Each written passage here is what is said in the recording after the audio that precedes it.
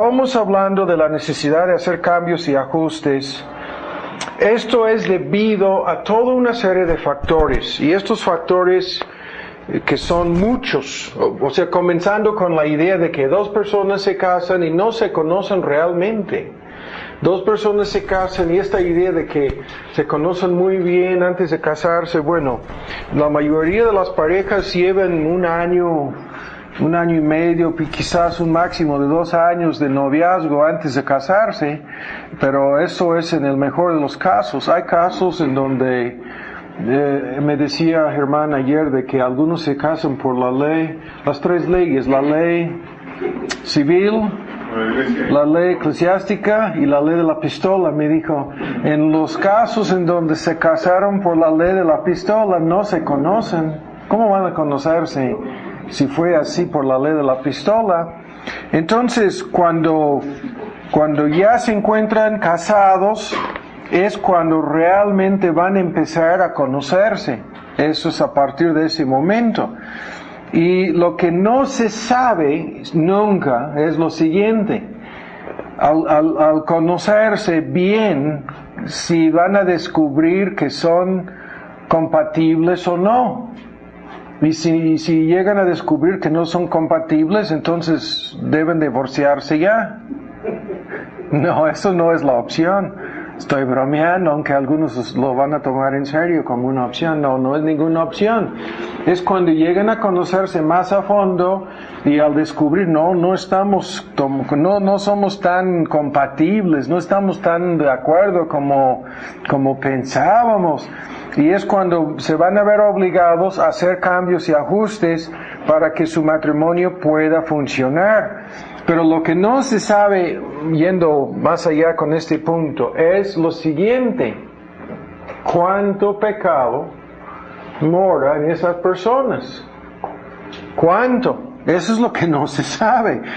Y incluso nosotros no sabemos cuán pecaminosos somos en algunos aspectos hasta que nos casemos, porque es precisamente a través de la relación matrimonial que comienzan a surgir estos pecados. O sea, ahí estaban todo el tiempo, pero no tenían oportunidad para manifestarse.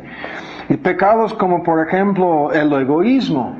¿Hasta cuál punto nos domina el egoísmo? Bueno, en un choque, en un conflicto en donde el marido dice, yo digo que será así, yo quiero que se haga mi voluntad, y la esposa dice, no, pero yo quiero que sea diferente.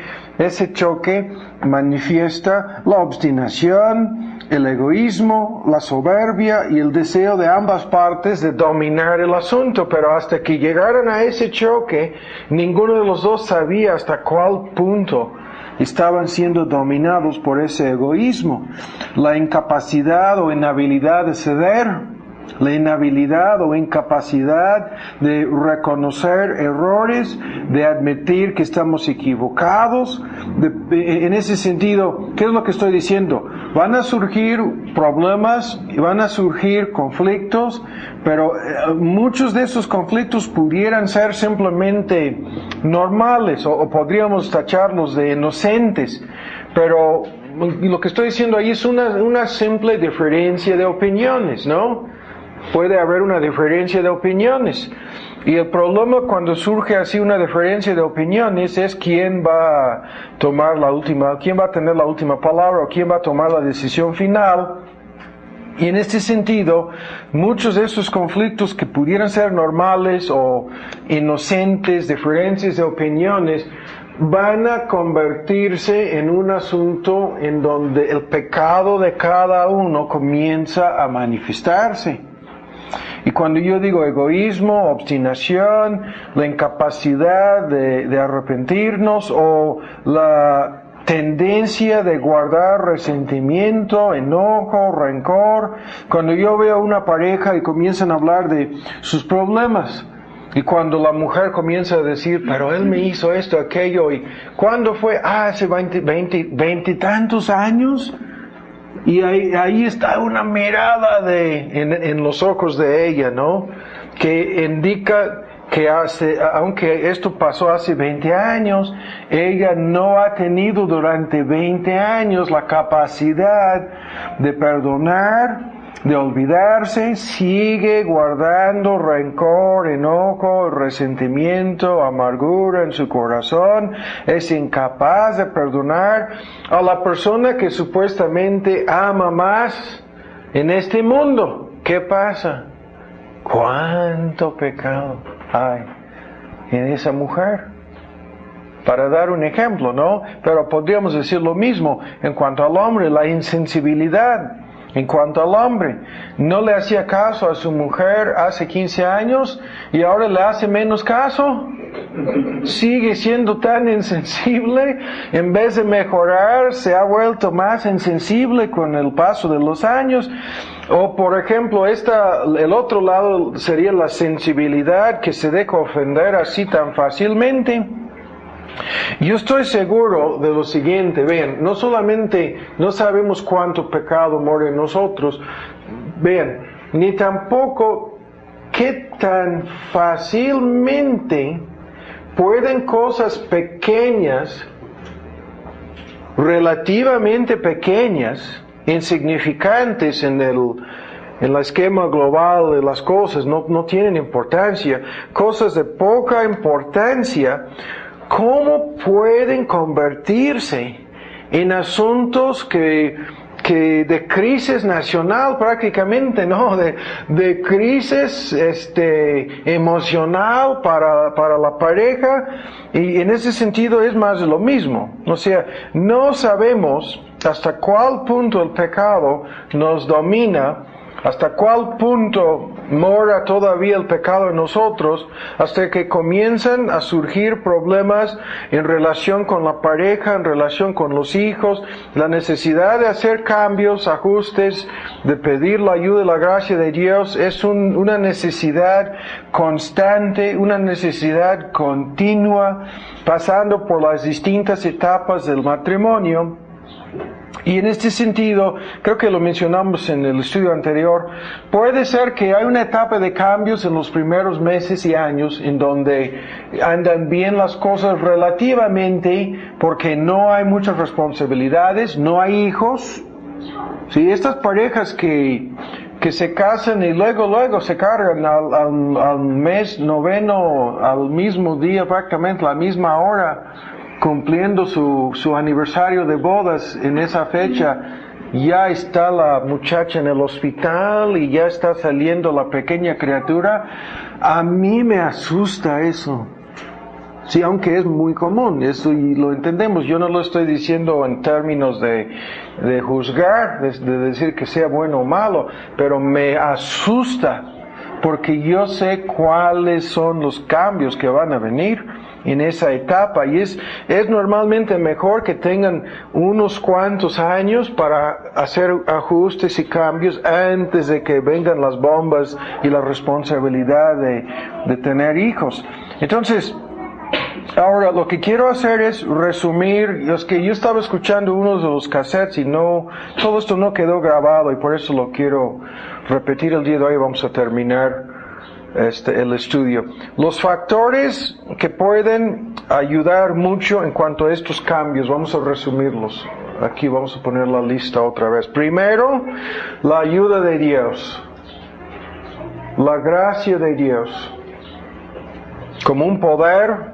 En este sentido, el poder del Espíritu Santo, el poder que recibimos a través de la oración, el amor de Dios, todos estos factores en el sentido de que Dios nos puede proporcionar ayuda sobrenatural. ¿Qué quiere decir sobrenatural? Más allá de nuestra capacidad de tratar con estos cambios, con estos ajustes. Si Dios no nos ayuda, entonces estaremos a la merced de las circunstancias y tendremos que depender de nuestras propias capacidades o de nuestro propio esfuerzo o nuestra propia fuerza, ¿no? Y en este sentido, el primer punto es la ayuda de Dios. Y las parejas que se casan y no cuentan con esa ayuda y no dependan de en este punto la gracia de Dios como un poder, simple y sencillamente no van a solucionar sus problemas, ni menos van a poder hacer cambios y ajustes. Segundo, la sensibilidad. Y creo que hablábamos de esto. La sensibilidad es otro factor crucial cuando dice que debemos vivir con ellas, vivir en la versión moderna con comprensión o con sabiduría, dando honor a la mujer como al vaso más frágil. Esta idea está basada, ya lo hemos mencionado, en la sensibilidad necesaria para tratar con una mujer, y el problema en realidad es la insensibilidad de los hombres, que son insensibles. Y es una cosa espantosa escuchar los comentarios de mujeres que a mí me han llegado, de parejas tanto cristianas como de parejas en donde uno es creyente y el otro no lo es, de igual manera como parejas en donde ninguno de los dos dice ser creyente. ¿Cuántas veces he escuchado comentarios directamente comunicados a mí en forma directa o a través de mi esposa de que mi marido es insensible? Sí, se comporta, y tienen la lista de las formas en que se comporta en el hogar, y si no es un asunto así que llega al nivel de violencia física, es un asunto en que se manifiesta una insensibilidad completa. Es como si no estuvieran conscientes los hombres de que la mujer es un vaso más frágil. Y cuando yo hablaba de esto la vez pasada, yo mencioné el asunto cuando la mujer se pone ahí a llorar y su marido no sabe por qué, y tan insensible se enoja y se pone así: ¿por qué estás llorando? Y no entiende para nada la naturaleza frágil en sentido emocional frágil de la mujer. Tercero, flexibilidad. Sí, que seamos flexibles. ¿Qué es esto? La capacidad de adaptarnos en este caso, a la situación, a las circunstancias o a los deseos de nuestra pareja. Esto es exactamente lo contrario del deseo de dominar y manipularlo todo. Y requiere de nuestra parte paciencia, comprensión. Y cuando la idea ahí de flexibilidad, es la habilidad de adaptarnos a lo que está pasando, ¿sí? Y no simplemente decir, no, así son las cosas, y el que tiene que ser flexible, el que tiene que adaptarse, el que tiene que cambiar, ¿sí?, es la otra parte. Y si ambas partes tienen esa flexibilidad, ¿sí? Vamos a dar un ejemplo muy fácil de entender. Si a la hora de lavar los dientes, ese marido insensible tiene la tendencia de dejar ahí el tubo de pasta dental tirado ahí a un lado y destapado, ¿sí? Y cada vez que su esposa llega ahí y ve, ahí ha tirado otra vez el tubo de pasta dental. Eso es como se dice así. Otra vez ha hecho un desastre aquí en el baño. Porque esto es más que dejar eso, es hacer un desastre. O de dejar su ropa sucia tirada ahí yo he entrado a algunas casas en mi país, no aquí en México, en mi país, en donde la mujer no ha estado presente por unos días. Se fue de vacaciones a la casa de su mamá, algo por el estilo, y el pobre hombre ahí ha dejado un tiradero. Yo he pensado, entonces este hombre lo hace constantemente cuando ella no está. Y si ella no estuviera por más de unos días, este lugar sería insoportable. Entonces, pero si comienzan a pelear acerca de cosas así, eso es un ejemplo y nada más. Cosas de poca importancia, ¿sí? En donde la mujer comienza a regañarle como si fuera un niño. Tú, hijo, ¿por qué esto? ¿No te enseñó tu mamá nada? ¿Sí? Y si comienzan a pelear por cosas así, si no existe esta capacidad de ser flexible, ¿sí?, el hombre le va a enseñar cómo seguirle de cerca recogiendo la basura y la ropa sucia. ¿Eso es ser flexible? No. Estoy bromeando, algunas mujeres me están mirando así. No, escuchen bien. El hombre le va a pedir a su esposa en dónde puedo tirar mi ropa sucia. ¿Sí? Bien, en la casa de mis abuelos es de 2 pisos y el sótano es abajo. Y ellos tienen ahí en el baño y tienen también en su recámara principal, tienen como un pequeño hoyo en donde tú puedes de lejos, como si fueras jugando el básquet, tirar tu ropa sucia, cae en el hoyo, es así, es grande, cae ahí y cae exactamente abajo en la canasta, a un lado de la lavadora. Y la esposa piensa cuán educado es este hombre. Bien, flexibilidad de parte de mi suegro. Sí, porque él usó su cerebro. Yo he analizado cuidadosamente cómo se le ocurrió a mi suegro construir algo así, que funciona de maravilla. Entonces su esposa sigue no de cerca recogiendo su ropa sucia. Ella va exactamente al lugar a donde lo ha tirado. Y está a un lado de su lavadora. Son genios, ¿no? Mis suegros así. Solucionaron un problema con tanta flexibilidad. Eso es un ejemplo. Vimos también la comunicación verdadera y vamos a volver a hablar de esto. La comunicación verdadera es un punto crucial. Y esta comunicación verdadera, hablábamos, ¿no? De cómo es que si no hay comunicación verdadera, las cosas solamente se van a empeorar. Y hablábamos de este punto, ¿no? De hablar en forma abierta, en forma directa, y cómo es que, a menos que hablemos, nunca vamos a poder solucionar nada. Y esto también es algo que se ve en una forma abierta en las parejas. Tú puedes fijarte en cómo se hablan. Tú puedes fijarte en cómo, si la mujer a cada ratito le está cortando. Si él dice 3 palabras, le corta y le tiene que corregir, ¿sí? Está corrigiendo, está medio regañando, esto no fue así. Cuando están hablando entre sí o hablando con otras personas, o si ves a este hombre que no dice nada, que no habla. Y hablábamos, ¿no? De estos hombres. A menos que aprendan cómo hablar, nunca van a tener la capacidad de solucionar ningún problema. Además, vimos la idea de tener expectativas realistas. Y estas expectativas realistas comienzan con la idea de que nadie es perfecto.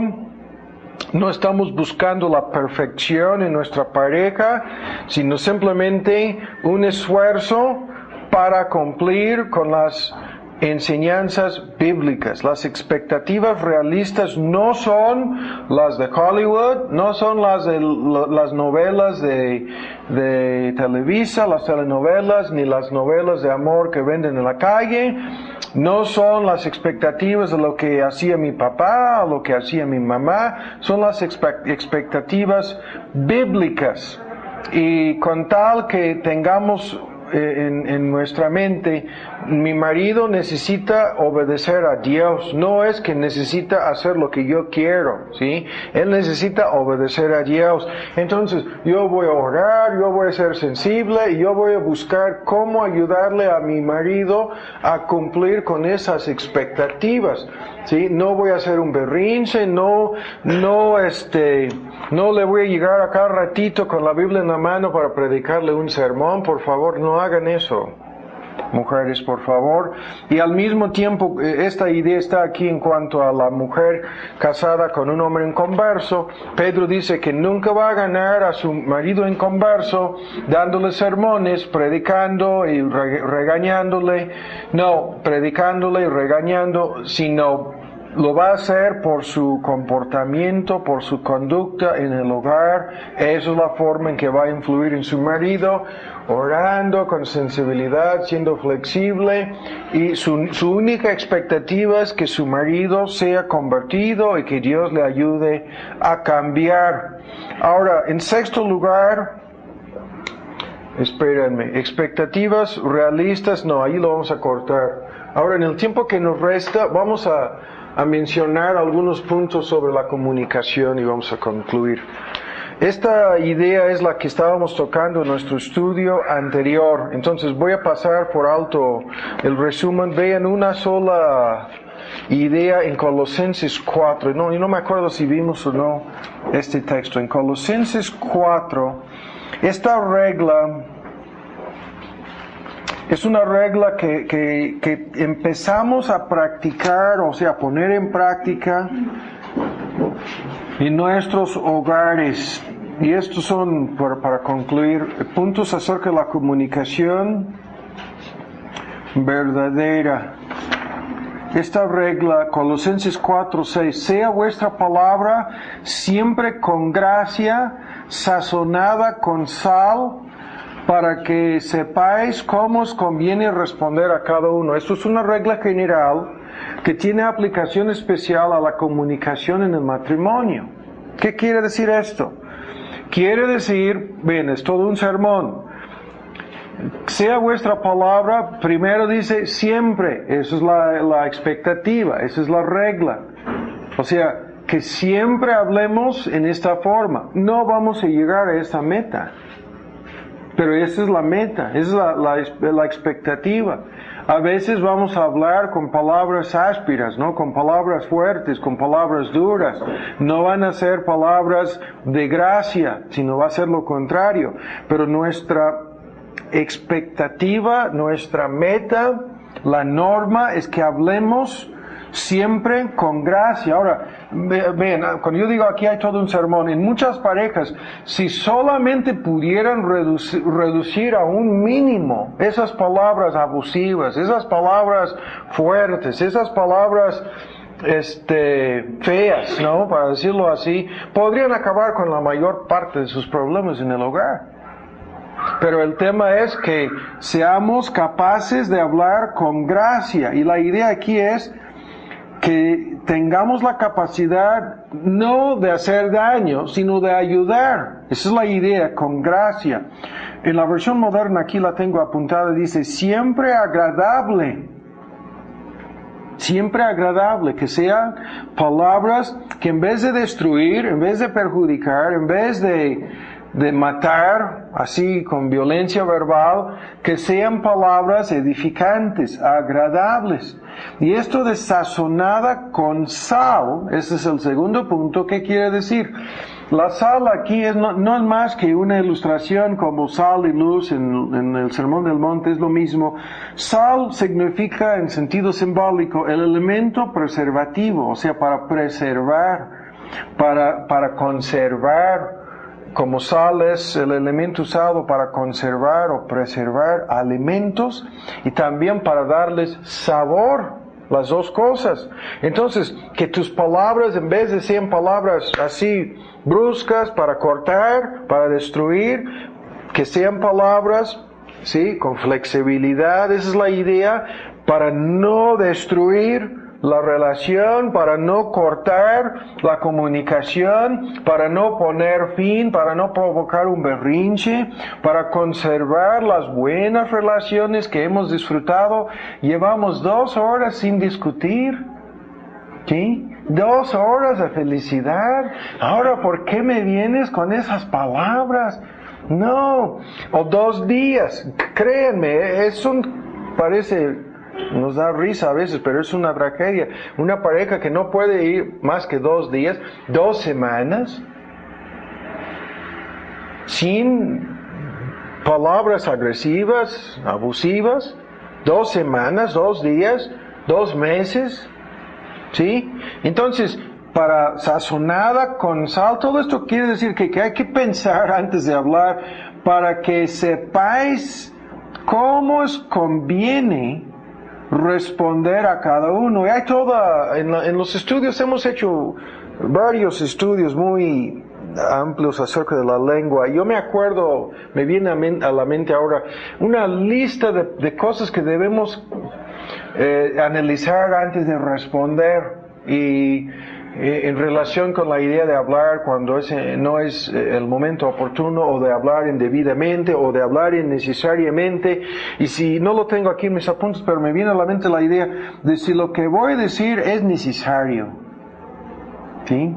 Si es necesario. Hay muchas cosas que pudiéramos decir, mejor que no las digamos, ¿sí? Que no son cosas necesarias.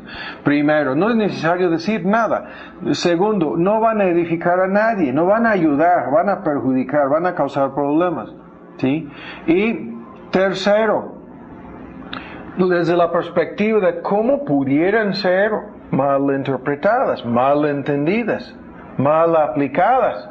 No, yo dije, pero mi intención no fue lo que tú interpretaste, lo que tú entendiste de mí. No, eso no fue mi intención. ¿Cómo pudieran ser mal entendidas, no? O mal aplicadas por la otra persona. Y eso sea en sentido negativo, en sentido positivo, si van a ayudar para conservar la relación, para solucionar el problema. Si no es así, mejor hay que callarse, ¿sí? Y yo me acuerdo en uno de los estudios que dije en uno de los estudios que en algunos casos el marido puede decir a su esposa, cállate, sí, mejor cállate. ¿Por qué? Porque es mejor que se callen ella o él. Ella le podría decir lo mismo a él, mejor que no hables. ¿Por qué? Porque al no hablar van a pensar en lo que iban a decir. ¿Sí? Y es mejor quizás evitar así más problemas simplemente no hablando. Pero este punto no es una solución, porque si no hablan, se encierran, se acuestan enojados y no, eso no va a solucionar nada. Pero mi punto es mejor no decir nada si vamos a agravar, es echar fuego a un incendio que ya empezó a quemarnos, ¿no? Entonces, en este sentido, ¿cómo nos conviene responder? Es algo que debemos considerar. ¿Cómo nos conviene? Si es conveniente, si es inconveniente. Hay personas que dicen muchas cosas que no convienen.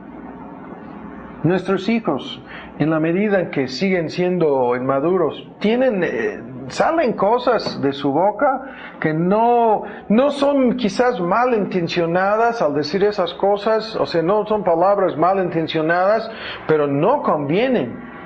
Y uno de los problemas no es cómo enseñarles, sobre eso no debes decir nada en forma pública, ¿sí? O sobre eso, sobre las necesidades de su cuerpo, ¿no? O somos invitados a comer y comienzan con que esto sabe a rayos. Sí, la señora que preparó la comida, ahí está, si sabe a rayos, cállate, ¿sí? Me lo puedes decir después, aquí no, sí, es un ejemplo. Y hay personas que llegan a ser adultos y no saben cuando no les conviene decir algo. Y si lo dicen bajo la influencia del momento, bajo la influencia de sus emociones, es mejor ejercer el dominio propio y callarse, tragar esas palabras, morderse la lengua, lo que sea, en vez de provocar más problemas. Entonces, ahora, estábamos hablando de este asunto en nuestro estudio anterior y pusimos una serie de factores que son cruciales para la verdadera comunicación, y eso es lo que no fue grabado. Y ahorita para terminar vamos a mencionar estos puntos. Estos son factores cruciales para la comunicación verdadera. Primero, honestidad. Y esto es un tema muy amplio, pero simple y sencillamente la relación de pareja es una relación basada en la verdad. Y el punto aquí es, quizás se puede entender en una forma muy sencilla con lo siguiente. Si nuestra pareja desconfía de nuestras palabras en cuanto a su honestidad, si sospecha de engaños y mentiras, me está mintiendo, ¿sí? Me está engañando. Le pregunté qué hizo con ese dinero. ¿Sí? Fue y apostó y perdieron los de su equipo, se desperdició ese dinero y llega a la casa y me dice que alguien le robó. ¿Sí? Ah, claro que sí, le robaron ahí en donde fue a apostar. Sí, en ese sentido, sí. Pero no está explicando que él sacó los billetes y que se los entregó a la persona ahí en, ¿cómo se llaman esos lugares? Bueno, sí, pero en los deportes tiene otro nombre, ¿no? Es un lugar para apostar o para... Entonces, eso es un ejemplo muy sencillo, en donde... Y esto puede, ahora, lo voy a explicar en otra forma. Esto puede ser muy difícil en algunas situaciones, por lo siguiente, no es un asunto en donde sospecho de que mi pareja, mi esposa, mi marido, no me está diciendo la verdad. Eso no es exactamente, eso no es el único ejemplo que quiero dar aquí.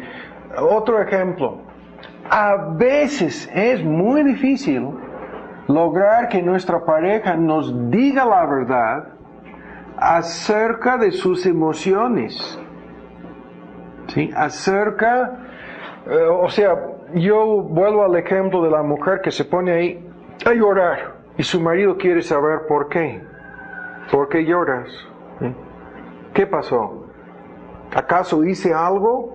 ¿Sí? ¿Dije algo? ¿Por qué estás llorando? Y yo mencioné, creo, en el otro estudio que hay ocasiones cuando una mujer se pone a llorar y no hay explicación alguna. No hay, a ciencia cierta, ninguna razón. Está llorando porque quiere llorar. Y el marido tiene que entenderlo. Es el vaso más frágil. Entonces, pero ahora vean, hay casos cuando le pregunta a su esposa, ¿por qué estás llorando? Y ella le dice, no sé. No. Ella sabe por qué.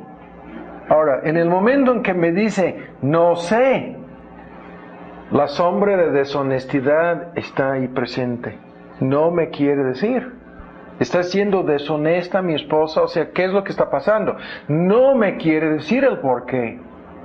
Pero no me quiere decir el por qué, porque en el fondo ella siente algo a nivel emocional que no me quiere decir, que no me quiere divulgar. Y puede ser muy difícil llegar al fondo de este asunto en cuanto a, yo no lo voy a decir, me estás engañando, no, me estás mintiendo, tampoco. Pero yo voy a entender, me dice que no sabe por qué, ¿sí? Porque no me quiere decir por qué. O sea, hay emociones, hay motivaciones, hay quizás una situación o algo de por medio que ella no me quiere divulgar. Y puede ser por miedo de cómo yo pudiera reaccionar. Si hace años me dijo la verdad acerca de por qué estaba llorando y mi reacción fue de darle una golpiza, con razón ahora no me va a decir por qué. Sabe que si me vuelve a decir eso yo voy a reaccionar en una forma tonta. O puede ser que ella misma está confundida acerca del por qué. Pero mi punto aquí, lo vuelvo a decir, es una relación basada en la verdad, es una relación en la cual podemos decir yo siento, ¿sí? O yo creo, o yo veo esto en esta forma y discutirlo para ver si tengo razón o no, ¿sí? Y en muchos casos es al revés. El hombre tiene que explicarle a su esposa el porqué de algo. Y hay que tener cuidado en este sentido porque hay muchas mujeres que su punto es, yo no entiendo por qué él es así. Si esa pregunta muchas veces no se debe hacer. ¿Por qué? Porque puede causar más problemas. Él es así porque es un hombre. Como de igual manera, ella se pone a llorar a veces porque es una mujer. Si yo me pongo a decir, no sé, no entiendo por qué las mujeres son así, yo voy a ir a leer Freud, a ver si los psicólogos, voy a hacer una cita con un psiquiatra para saber por qué las mujeres, nunca voy a saber por qué son así. Pero cuando yo digo, la mujer que dice, yo no entiendo por qué él es así, lo que debería preguntarles, ¿por qué lo estás haciendo así? ¿O por qué lo hiciste así? ¿O por qué piensas esto? Y deberían tener la capacidad de decir el uno al otro, decirle, o sea, lo que es la verdad acerca de lo que piensan. O de por qué yo hice esto. O porque yo lo veía en esta forma. ¿Sí? Y en este sentido, hay tantos ejemplos aquí, yo no quería alargar esto, pero uno de los ejemplos cruciales aquí es cosas con los hijos y cosas con los suegros. O con la familia así, la familia política, así lo voy a decir. Yo puedo tener muchas perspectivas de los papás de mi mamá, o mejor dicho, de los papás de mi esposa, y ella puede tener su perspectiva de mis papás, y pudiera ser que nunca, ¿sí?, podríamos ponernos de acuerdo en cuanto a las perspectivas que tenemos, pero por lo menos, ¿por qué? Porque ella tiene la perspectiva de sus papás distorsionada por el amor, por haber vivido tantos años en ese hogar, por conocer a sus papás, por haber sido flexible, ¿sí?, por no haber hecho caso de muchas cosas. Así son mis papás y los quiero y los amo, siento afecto por ellos y no hay nada, y yo interpreto muchas cosas a través de los anteojos que tengo puestos, ¿no?, al ver a mis papás así, pero yo estoy mirando a sus papás con un ojo crítico. Yo estoy viendo cosas que ella no quiere ver. O yo estoy pensando cosas acerca de sus papás que ella no piensa. Y muchas veces es un asunto de hablar con honestidad. Yo veo esto y esto y aquello, pero así lo veo. Ahora, lo que pudiéramos tener ahí es una diferencia de opiniones y nada más. Hay un dicho que se ha hecho muy famoso en estos días por un político en los Estados Unidos, no voy a mencionar su nombre, pero él ha dicho, todo el mundo tiene derecho de tener su propia opinión, pero nadie tiene derecho de inventar sus propios hechos.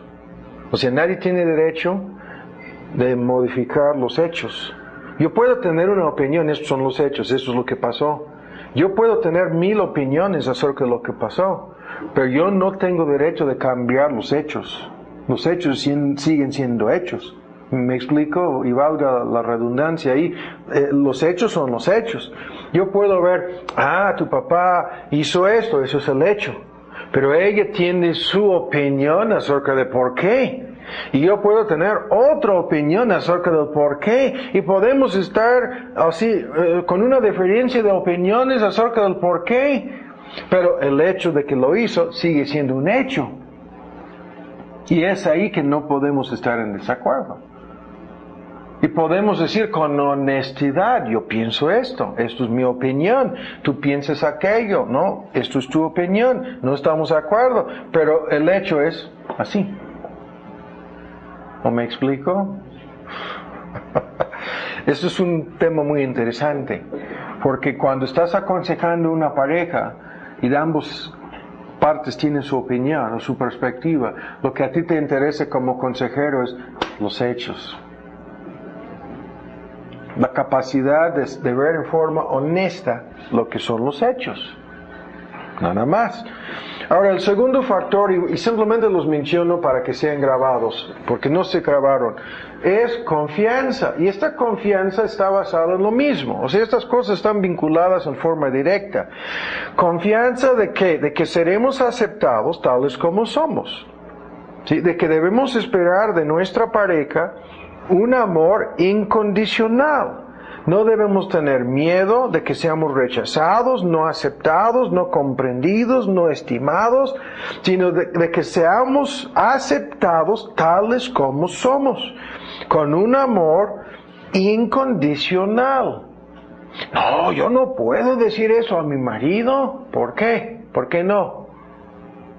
Porque dejaría de amarme. Caramba, entonces, ¿qué tipo de amor es?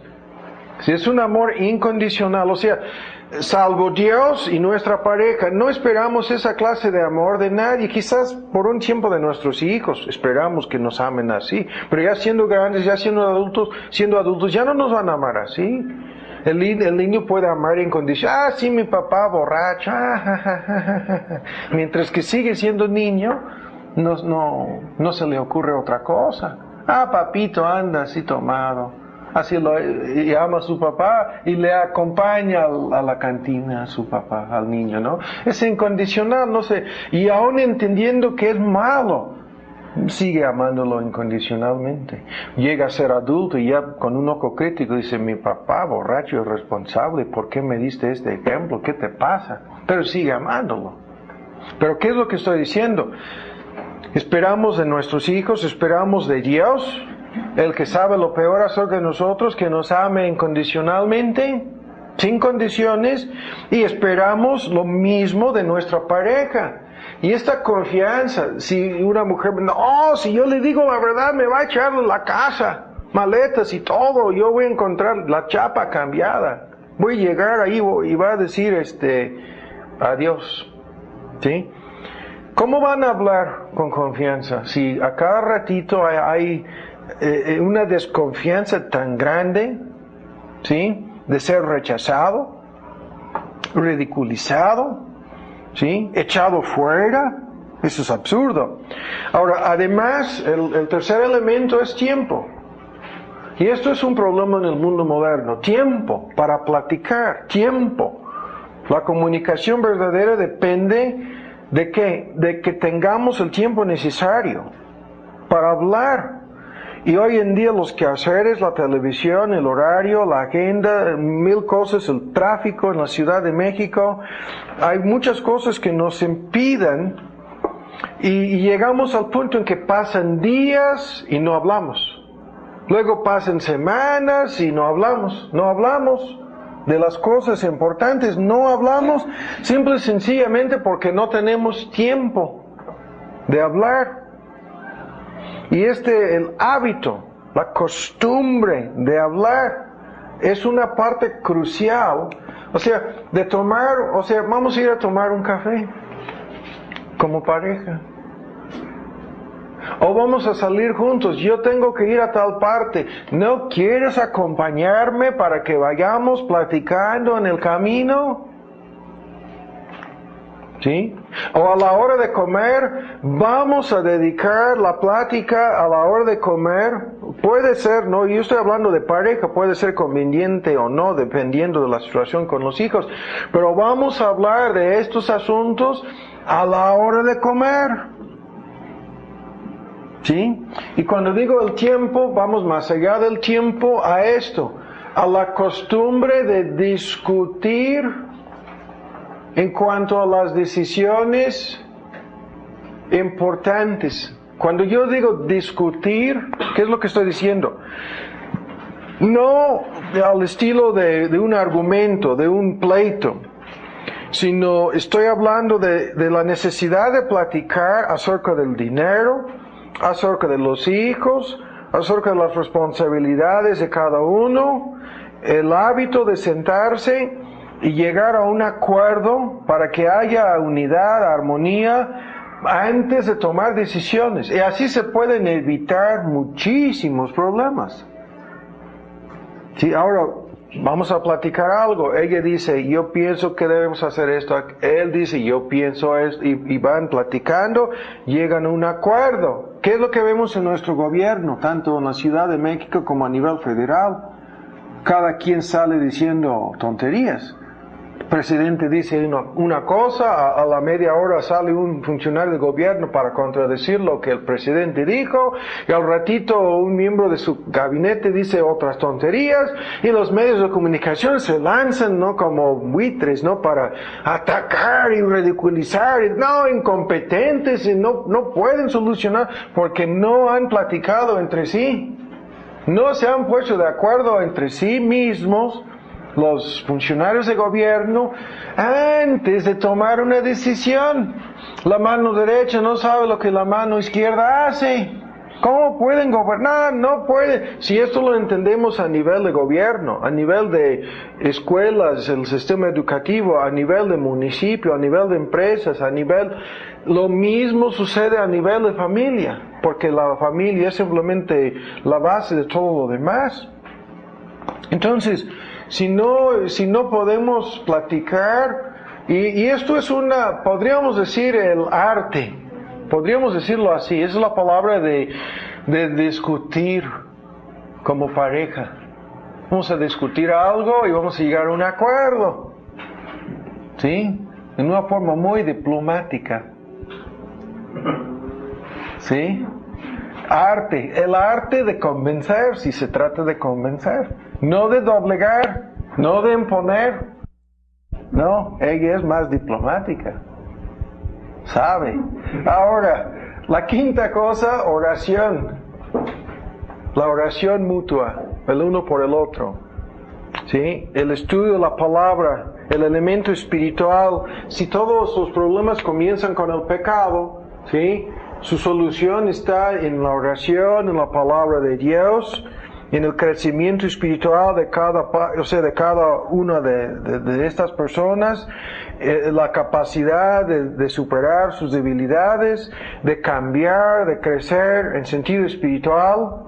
Este punto quizás es el punto más importante de todos, porque tú puedes tener, mujer, a tu favor, si van a discutir algo, todo el peso de la palabra de Dios. Es una cosa que Él puede discutir contigo y quizás vencer o ganar el argumento.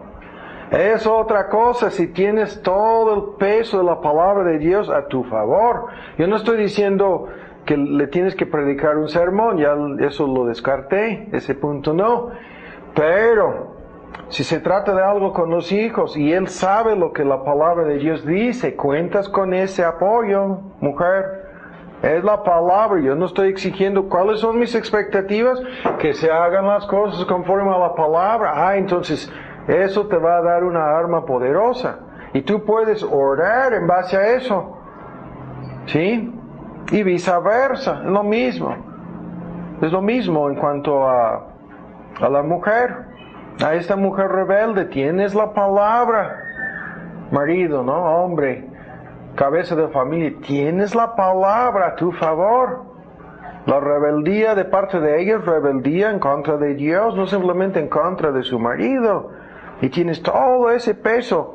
Y la oración entra en vigor en todo ese asunto, el crecimiento espiritual, las pláticas, la lectura de pasajes, de libros, de cosas edificantes, es un punto crucial en todo esto. Lo que sucede aquí es que cada quien agarra lo que le sirve, lo que le sirva. Dice que la palabra dice, no, yo no estoy hablando de eso.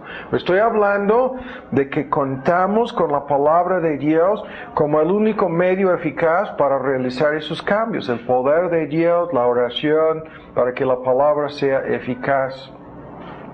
Y la última cosa es la disposición de perdonar. Y esto es algo muy, muy amplio. Es todo un tema que la Biblia toca. Incluso Cristo dijo muchísimo acerca de este punto. La disposición de arrepentirse, de perdonar, de humillarse, de buscar la reconciliación. Es una disposición que existe en todos los creyentes. El creyente no puede endurecerse, ni menos en contra de su pareja. ¿Sí? Como no puede endurecerse contra Dios o en contra de la palabra de Dios, menos lo puede hacer con su propia pareja. Entonces, esa disposición de perdonar, ¿sí? Te perdono. Y es un perdón real. Te perdono y no estoy guardando, no tengo mi lista negra de cosas que hiciste, ¿no? Y te perdoné esta cosa, pero hay 100 cosas más aquí que no, ¿sí? No te humillaste lo suficiente, por eso estas 100 cosas siguen en la lista. No, eso es absurdo. La disposición de perdonar. Y una pareja debería llegar al punto, yo les dije, ¿no? En donde les es imposible, esto lo comenté antes, acostarse enojados. O sea, les debería de dar un caso terrible de insomnio. Ahí están dando vueltas, no pueden descansar en paz en su cama. ¿Sí? No estamos hablando de algo más allá. Porque no han perdonado.